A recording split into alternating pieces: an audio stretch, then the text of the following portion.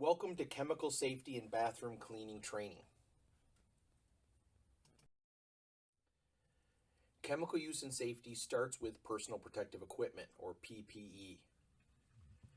Make sure you know the correct PPE to use for the chemicals that you're using so that you can properly protect yourself. And make sure also that you take care of your PPE so that it doesn't become less effective in protecting you.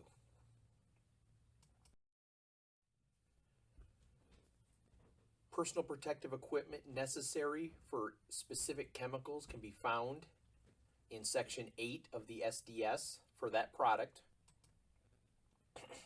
Here we're looking at neutral disinfectant cleaner, and we find that it recommends goggles for eye protection, gloves for skin protection.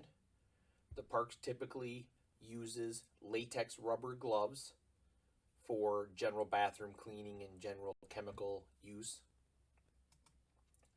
We see that it has some instructions about respiratory protection, but a respirator is only needed if exposure limits are exceeded or irritation is experienced. This chemical is mild enough that 95% of people using it will not experience irritation in their respiratory tract and engineering controls. Also in the hazard identification section, section 2 of the SDS, we find additional information on the safety and personal protective equipment of the product in the pictogram, which is an exclamation mark, which is a less severe health hazard, indicating a skin sensitizer, a general skin irritant, an eye irritant. We see the less severe signal word warning. The more severe signal word would be danger.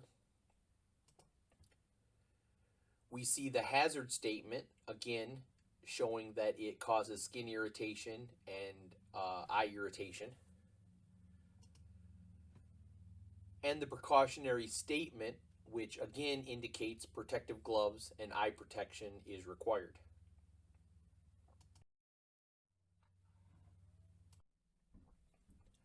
Section 4 of the SDS talks about first aid measures, including immediate first aid, symptoms of exposure to the product, as well as medical attention needed beyond immediate first aid.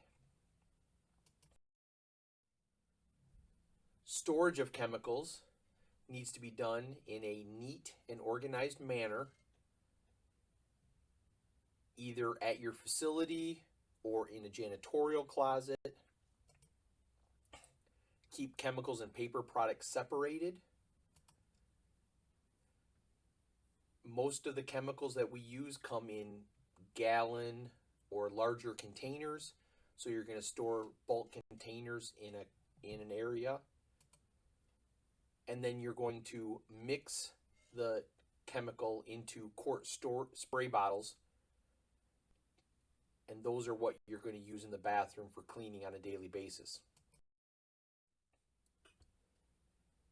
Spray bottles, a couple of different varieties we use, are chemical resistant. And you will mix the product into these spray bottles. And this is what you will take into the bathroom on a daily basis to apply the products and clean the bathrooms.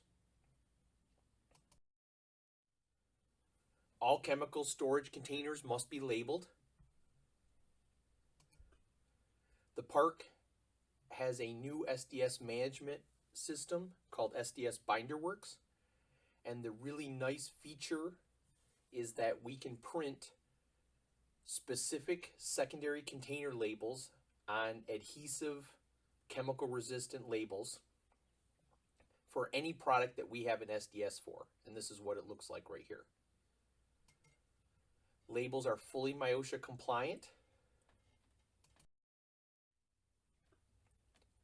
Older secondary container labels that you might see in the park system are like these.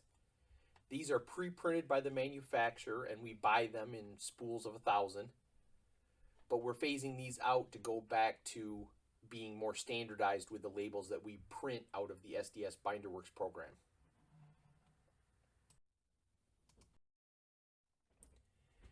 These are examples of container labeling that we should never see in our facilities. These labels present a hazard to yourself as well as other employees because you just don't know what's in the containers. If you see these containers in your facilities, you need to report them to your supervisor immediately, and they need to be removed from the facility and properly disposed of. Make sure every container in the park system is clearly labeled. Every container.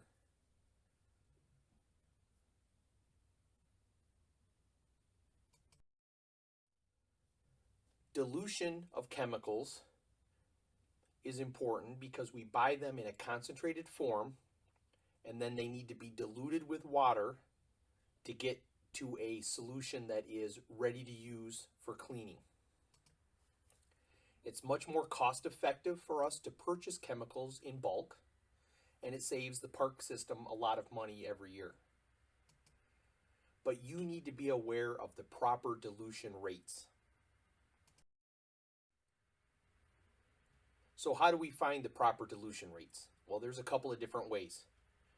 One way is to look at the shipping container label on the gallon jug and read the instructions, and it will tell you the proper dilution rate for your application. Another way is to look at the SDS sheet, and right here in section 1, it tells you the proper dilution rate. This is 4 ounces per gallon. More is not better. 4 ounces per gallon will do the job. Less than that, and the product is going to be less effective. More than that, and you're just wasting money.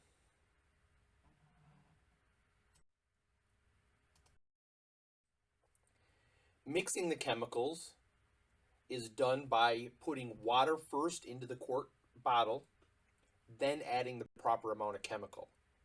Don't mix two chemicals together thinking you're making some new product. It's hazardous. Make sure the bottles that you're mixing into are properly labeled. Again, every bottle that contains a chemical in the park system must have a proper label attached to it.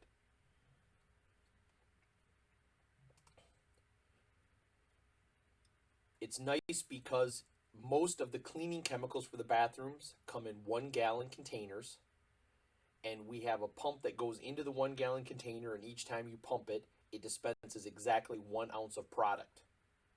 So if you're mixing 4 ounces per quart, you need to put 4 pumps of product into the quart container after you put the water in it. So 1 gallon container pumps, again, dispense 1 ounce of product each time you pump them.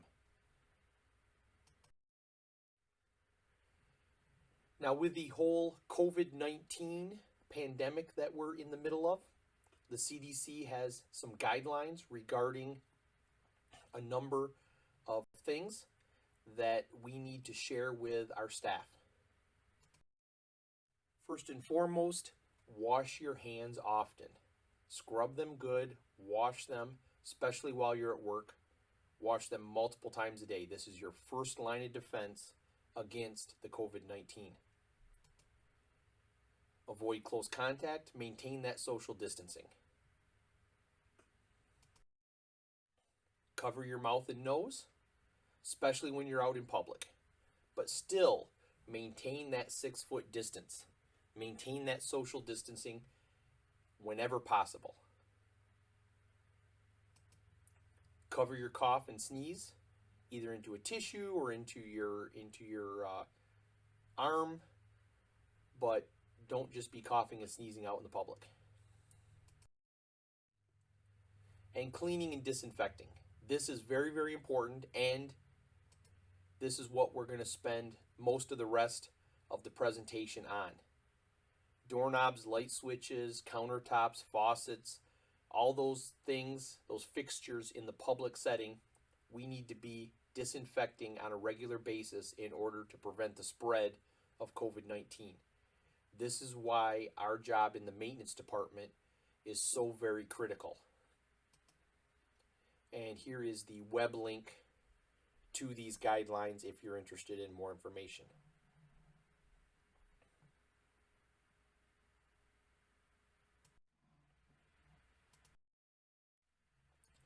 So, bathroom cleaning.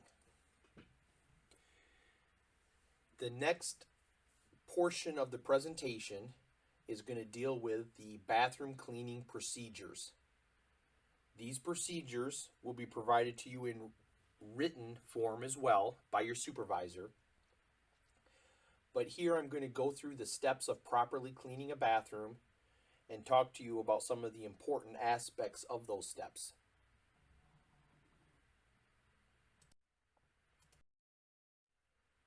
Step 1 is to close the bathroom. You can't clean the bathroom while the public is coming and going, so you need to make sure that you use the appropriate notification devices and let the public know that the bathroom is temporarily closed for cleaning, and make sure that you remove the notification devices when you're done. The second step is general cleanup of the bathroom. This is where you pick up your litter, you sweep the floor, sweep behind the toilets, under the sink areas, and behind the doors, and basically pick up anything that is messing up the place. Then we're going to use our general disinfectant cleaner. This is a general cleaner that's good for spot cleaning and disinfection. It kills funguses, bacteria, viruses, mildew, tuberculosis, HIV, MRSA, and COVID-19. However, in order to disinfect, in order to kill COVID-19 or tuberculosis or any of the other things, it needs a full 10 minutes of contact time to be effective. That's the difference between cleaning and disinfection. Cleaning is spraying the product on the countertop and wiping it off and cleaning all of the dirt and debris off the countertop. Disinfection is giving it that 10 minutes of contact time. So you're going to wet down all surfaces and fixtures. Counters, toilets, doorknobs, door pulls, stall partitions, urinals, fixtures, anything that the public touches when they come into the bathroom. Think of yourself when you go in the bathroom. You flush the toilet, so spray down the toilet flush valve. You use the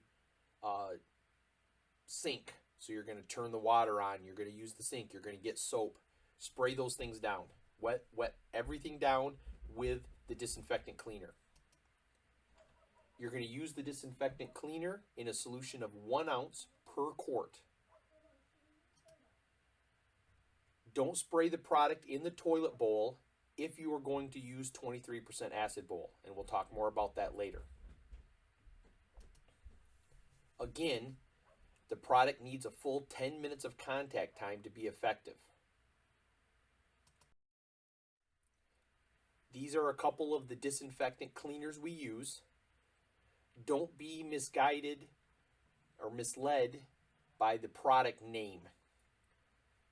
There are going to be different product names. It's all basically the same chemical formulation, just different brands. So we purchase different brands each year depending on the price. So you're going to see different brands. We have SDS sheets for each individual brand, and everything, the instructions for dilution is on the container.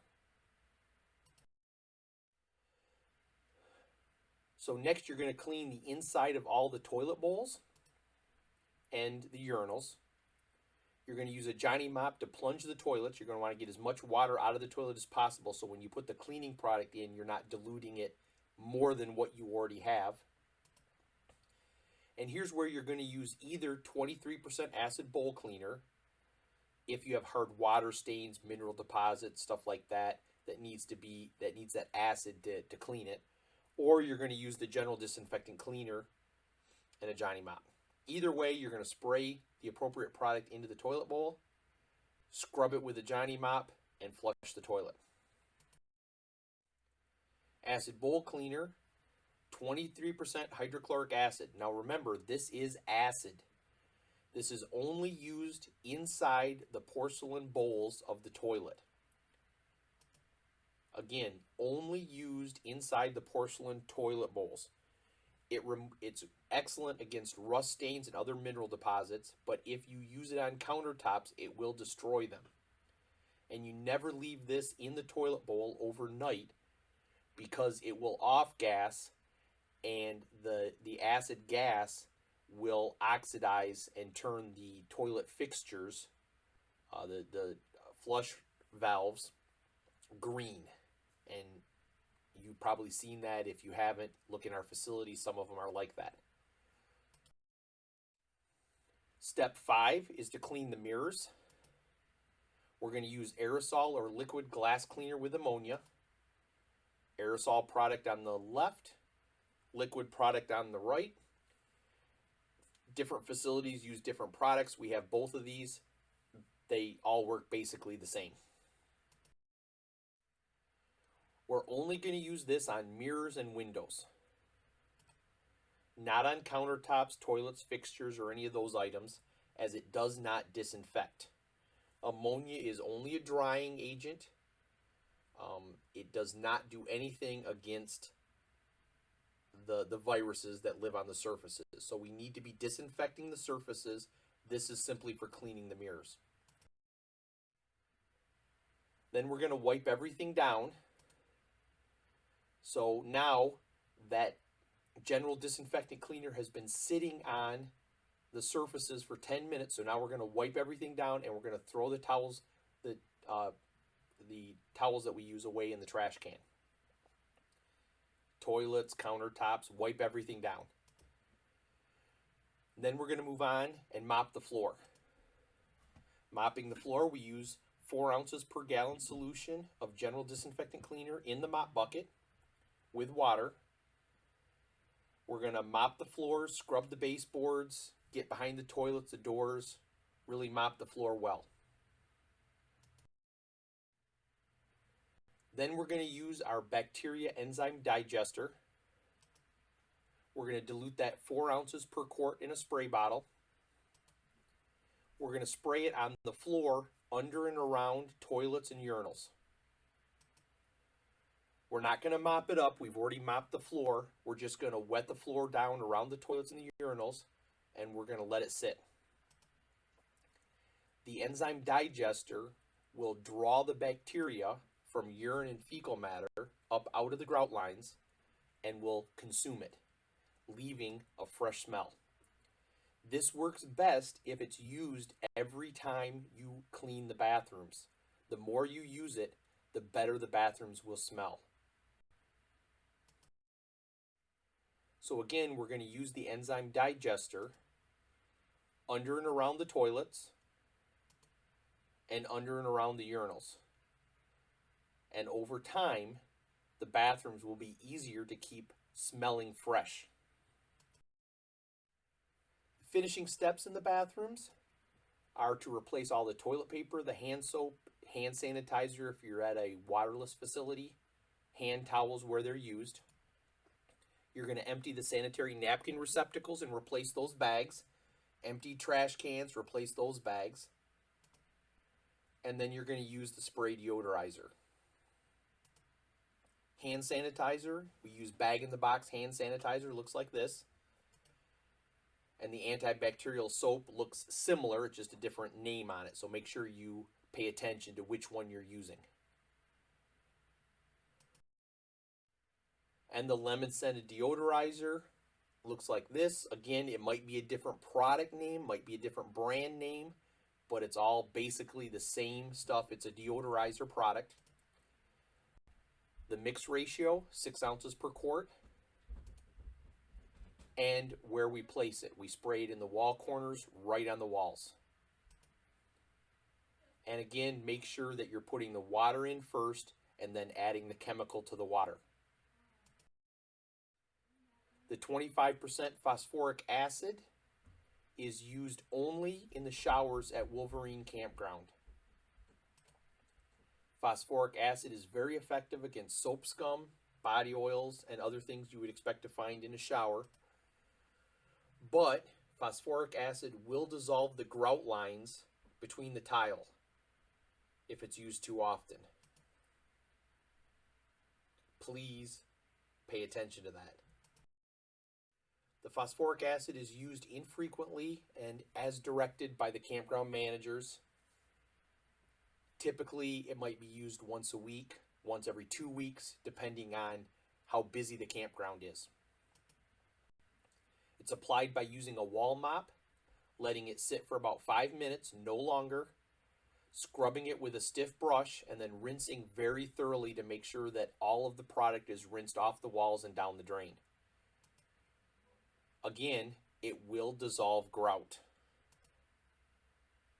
General cleaner, the general disinfectant cleaner in a foam gun is used for daily cleaning of the showers. And one more time, it will dissolve grout.